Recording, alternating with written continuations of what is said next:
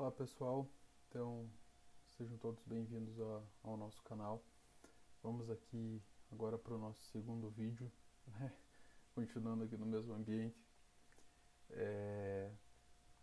E esse vídeo é para falar a respeito do Giuseppe e da Domenica, né? Que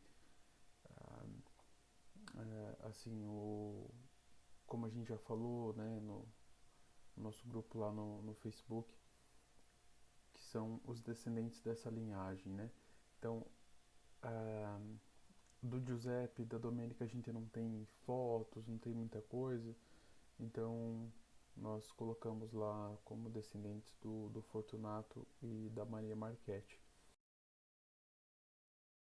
Conhecimento que a história é um pouquinho maior, né? Então é isso que a gente vai tratar aqui, tá bom? Então assim, o que nós temos? Aqui eu tenho o certificado de entrada do imigrante, tá? Esse daqui ele tá ali no nome do Fortunato, ok? Porém ele tem algumas informações a respeito da família, né? Então é algo um pouco maior que a gente consegue falar. Então vamos lá, a família começa, no caso de nós aqui, começa com Giuseppe Roça e Domenica Roça quando eles chegam ao Brasil, tá? Então eles vieram para o Brasil, eles chegam aqui pelo Espírito Santo, então a entrada se deu pelo Espírito Santo, mas eles chegam no Rio de Janeiro 3 dias antes. Então o navio Isabela, que partiu de... Deixa eu abrir aqui certinho a data para falar para vocês. Então o navio Isabela, que eles vieram, partiu do porto de Gênova, na Itália, no dia 25 de 8 de 1877. Tá? Então ele chega no Rio de Janeiro no dia 20 de setembro de 1877, então praticamente um mês depois. No Rio de Janeiro existe um registro deles, lá do Giuseppe, da Domenica e dos seus filhos. Eu tenho esse registro, assim que eu pegar um pouco mais de intimidade aqui com a edição de vídeos, eu vou compartilhar aqui na tela com vocês também. Só que eu não sei se eles chegam a descer do navio, como que foi isso, porque eles seguem no mesmo navio para o Espírito Santo. Então é o navio Isabela, eles continuam nesse navio e 3 dias depois eles desembarcam no Espírito Santo, tá? Então eu também não sei como que foi essa viagem. Eles chegam no Rio de Janeiro no dia 20, né? Tem esse registro deles no dia 20 de setembro, então eu não sei se eles ficaram ali, por exemplo, até o dia 21 e depois foram, enfim. Esses detalhes maiores eu não tenho até o momento. Então, eu sei que eles chegam no Espírito Santo ali no dia 23, e aí que começamos a detalhar um pouco mais, tá? Então, o Giuseppe, que ele entra aqui como chefe da família, ele tinha na época 46 anos. Então,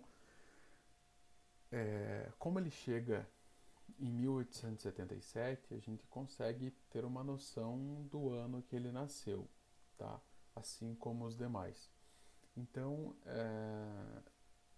vem o Giuseppe, com 46 anos, a Domenica, esposa dele, com 43, o Fortunato, o filho mais velho, com 21 anos, depois a Rosa, com 15, o Antônio com 11 e o Federico com 5 anos.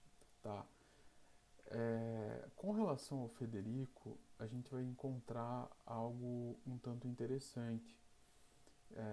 Então, quem tiver alguma informação e puder colaborar com a gente, é bem-vindo. Por quê? Eu tenho uma planilha que o pessoal que cuida da imigração, né, dessa história da imigração italiana pelo Estado do Espírito Santo, eles me mandaram, que eu pedi para eles tudo que tivesse de informação da família para eles me encaminharem, e tudo que eles tinham era uma planilha com esses dados assim mais básicos. Só que aqui nessa planilha diz o seguinte, que inclusive no certificado de entrada aqui do imigrante também fala, eles entraram no Espírito Santo no dia 23 de setembro de 1877 e ficaram lá por 2 anos. Então, no dia 12 de novembro de 1879, eles se retiram da colônia de Santa Cruz, que era onde eles estavam. Quando eles chegaram na cidade de Vitória, no porto de Santa Cruz, e ficaram na colônia de Santa Cruz, tá? E eles ficam ali por 2 anos. Então, de lá eles saem e vêm para a região sul do país, né? Mais aqui especificamente para a região de Campo Largo, que era uma colônia, né, para imigrantes italianos, enfim, não só italianos, né, poloneses, enfim. E aí, aqui onde diz que a família se retirou em 1879, diz que o Federico, que era o caçula, que quando chegou ao Brasil tinha apenas 5 anos, diz que no ano de 1878 ele morreu, tá? Então ele teria morrido com 6 anos de idade. É a informação que o pessoal lá do Espírito Santo me passou. Agora, qual que é a questão? Nessa busca de documentos, eu localizei ali no sistema, no Family Search mesmo, existe um casamento, se não me engano, ali por comecinho de 1900, acho que 1905, por aí, agora eu não me lembro exatamente a data, de um Federico Rossa, filho de Giuseppe Rossa, tá? Então aí a gente tem um impasse, porque é muito provável que esse Federico ali seja o filho de Giuseppe, tá? E que talvez essa informação que o pessoal lá do Espírito Santo me passou esteja errada. É possível, porque eles começaram essa digitalização em 1995, então a gente não sabe como que foi feito esse trabalho, pode ter acontecido às vezes algum erro, é humano, né? Então é algo que a gente precisa investigar um pouco mais.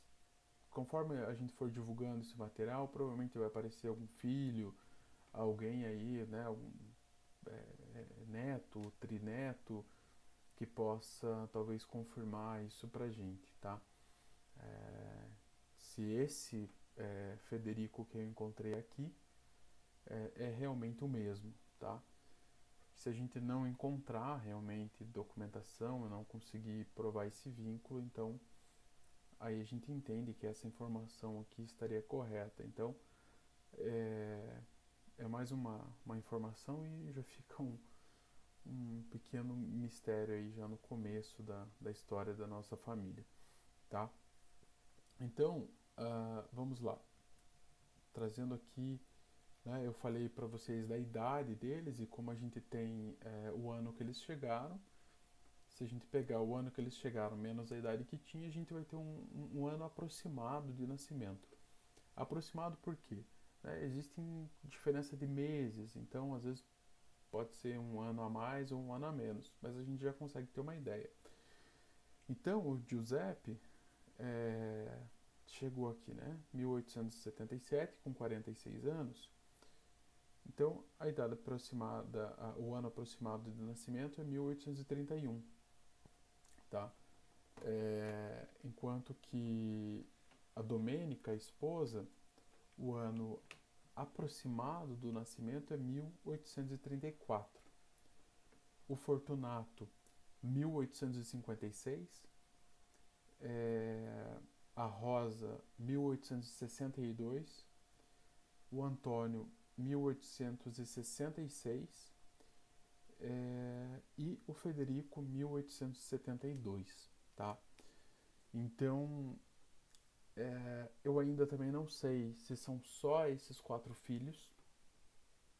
Talvez possa ser que, né, exista a possibilidade de que eles tiveram outros filhos e talvez algum até mais velho que o Fortunato, que acabou ficando na Itália, não veio para o Brasil.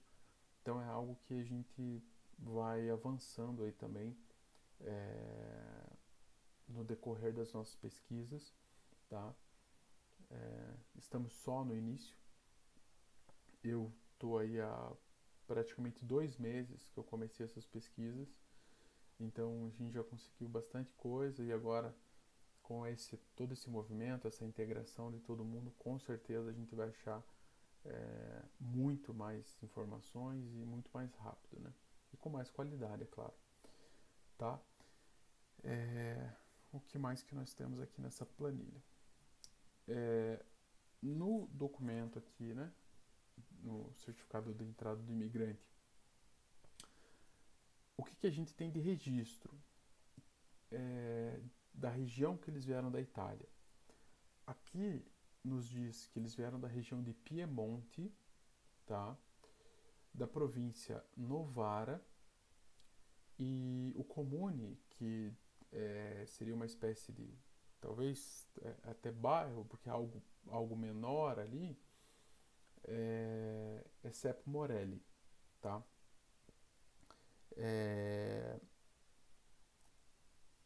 Então, hoje, quando se pesquisa no mapa, Seppo Morelli, eu não sei nem se a pronúncia real em italiano é dessa forma, acredito que não, mas vamos dizer assim, essa comuna, esse distrito, ele fica um pouco mais para cima, e Novara ele aparece como uma província, né, um município um pouco mais abaixo. Então, eu não sei se na geografia lá houve alguma mudança desde, né, 1877 para cá, mas enfim, nós temos esse registro, então facilita um pouco até na busca, né, quando a gente for fazer buscas na Itália, todos aqueles que tiverem interesse em cidadania, dupla cidadania, já facilita muito para a gente ir atrás desses documentos, e principalmente para conseguindo esses documentos a gente consegue encontrar até pessoas antes do Giuseppe, né? A gente consegue ampliar a nossa árvore genealógica e entender da onde como que era a vida deles na Itália, e talvez encontrar até familiares que estejam, né, tenham um vínculo realmente sanguíneo com a gente, tá? Até porque eu vou fazer um vídeo intermediário aqui explicando a questão da origem dos sobrenomes, tá? Então eu devo falar um pouco sobre a origem do nosso sobrenome, Roça. E aí vai ficar um pouco mais claro algumas questões. Voltando, né? Então, são essa região da Itália que está registrado, tá, aqui no documento de entrada do imigrante. Voltando à questão do Federico, tá? Por que eu estou voltando lá? Nesse registro de casamento que eu encontrei dele, consta que ele nasceu, se não me falha a memória, no dia 10 do mês de maio. Agora eu não lembro o ano, provavelmente, pelo que estava lá, é mais ou menos essa data aqui mesmo, se não me engano era 1872, até por isso que eu fiquei mais desconfiado ainda de ser ele e dessa informação que me passaram lá do Espírito Santo talvez estar equivocada. Porque além da idade, do nome do pai, né, muita coisa bate. E aí o que acontece? Lá nessa certidão de casamento dele, informa que ele era italiano, só que informa que a região que ele veio era Feltre. Tá? É o que está lá no documento. Assim que eu conseguir, eu vou colocar para vocês. Então, aí já entra mais uma região para a gente pesquisar. Tá? Por quê? aqui no documento, no certificado de entrada do imigrante, para todo mundo, a gente vai ter para o Giuseppe, para a Domênica, Fortunato, Rosa, Antônio Federico, todos têm a mesma região, a mesma província e a mesma comuna, tá? E assim, é, o que acontece? Pode ser que essa informação que está no documento seja só do chefe da família. Pode ser que apenas o Giuseppe tenha nascido nessa região e, e ele tenha casado, vivido em outra, teve filhos em outras regiões. Né? É uma possibilidade, a gente não pode ficar preso a uma informação só. Tá? Então, é um início, né? Mas isso precisa ser ampliado. Tá? Bom, o que mais temos de informação a respeito do Giuseppe e da Domênica? Para falar a verdade, da Domênica eu não tenho absolutamente nada. A única coisa que eu tenho é também essa informação da entrada dela no, aqui no Brasil. Do Giuseppe, conversando com o tio André Jacob Roça, muitas das informações eu confirmei com ele, né? A foto do Fortunato e da Maria, ele que me confirmou. Então, antes de eu chegar na foto, na verdade, já havia confirmado com ele se realmente o nome do pai do Jacob, né? No caso, que é pai do André, né? Se o pai do Jacob, ou no caso o avô do André, era o Fortunato, ele me confirmou que era. E aí eu perguntei, tá, e o pai do Fortunato era o Giuseppe? Né? E ele me confirmou que era o Giuseppe, antes mesmo de eu falar a respeito desses documentos que eu já tinha, né? Então eu queria conversar com os familiares para entender se esses documentos que eu estava encontrando realmente se eram nossos familiares ou se não eram outras pessoas com esses sobrenomes. E ele me trouxe uma informação é, muito boa, que o Giuseppe, no caso, o Giuseppe é meu tetravô, ele está enterrado no cemitério lá do Rondinha, na paróquia, se não me engano é Bom Jesus, né, o nome da paróquia, que fica ali na BR. Então o Giuseppe está enterrado lá. E o Fortunato, a gente vai falar em outro vídeo, mas o Fortunato está ali no Ferraria. Isso consta no certidão de óbito dele também. Tá? Então a gente tem uma informação a mais sobre o Giuseppe. Então o Giuseppe está em Campo Largo, aqui, né? O corpo dele foi enterrado ali. Então é uma coisa um tanto maior, né? A gente já consegue imaginar essa saída deles da Itália. Então eles embarcam lá no porto de Gênova no dia 25 de agosto de 1877, cruzam o oceano, chegam no Rio de Janeiro no dia 20 de setembro de 1877, depois no dia 23 chegam no porto em Vitória, no porto de Santa Cruz, ficam 2 anos ali na região trabalhando e posteriormente vêm para o Paraná. A gente também não sabe como que foi essa viagem, né? Como que era feita essa viagem na época, quantos dias levou, enfim, como que era a vida aqui, né, na colônia aqui em Campo Largo, enfim, são coisas que a gente precisa ir ampliando. Mas com as informações que nós temos, a gente já consegue imaginar, né, como que era a vida desses nossos antepassados e principalmente honrar e homenageá-los, né? Porque se não fosse por eles, a gente não estaria aqui. Se não fosse a coragem do Giuseppe e da Domênica de pegar seus filhos e sair de uma Itália que, né, recém tinha sido unificada no Reino da Itália, ali em 1861, né, que teve pessoas que tiveram um papel importante, né, como o Garibaldi, né, tanto o Giuseppe Garibaldi quanto a Anita. Então houve a unificação da Itália, a criação do Reino da Itália. Porém, isso trouxe sérios problemas, porque a Europa passava ali, né, a Revolução Industrial, então